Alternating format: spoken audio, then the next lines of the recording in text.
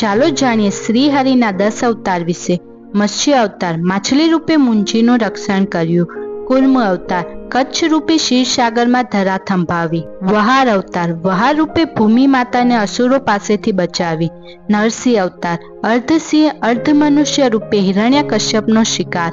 વામન અવતાર બાલક રૂપે બલિરાજા પાસેથી ભૂમિ પરત લીધી। પરશુરામ અવતાર યોદ્ધા બ્રાહ્મણ રૂપે અત્યાચાર કરનાર ક્ષત્રિયોનો વિનાશ।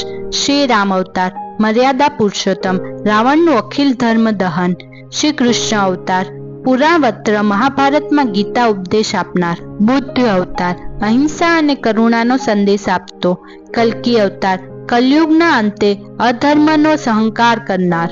હિન્દુ સ્ત્રોતો કહે છે દરેક અવતાર પોતાના સમય પ્રમાણે વિશિષ્ટ ઉદ્દેશ અને શક્તિ રહિત છે, પણ ધર્મગ્રંથો મુજબ નરસિંહ અવતાર, શ્રી કૃષ્ણ અવતાર અને કલ્કી અવતાર સૌથી વધારે શક્તિશાળી અવતાર છે।